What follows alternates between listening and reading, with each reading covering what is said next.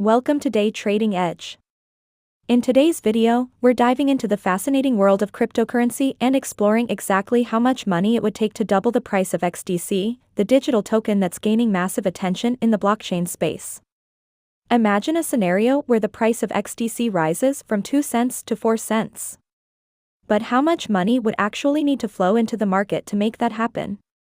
Stick around to find out. It might be less than you think. Whether you're a seasoned investor or just exploring the world of digital assets, understanding how markets move can give you an edge. By the end of this video, you'll have a solid grasp of market capitalization and how it directly impacts the price of your favorite cryptocurrencies, like XDC. Let's break it down. Currently, the market cap of XDC sits around $746 million, with a price of roughly 2 cents.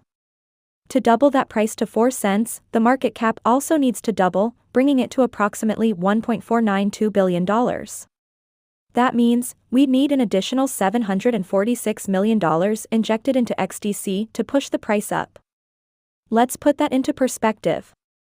If 100 million people each invested $50 into XDC, we'd see a $5 billion influx, more than enough to push the price not just to 4 cents, but potentially much higher. This shows how collective investment can dramatically shift the price.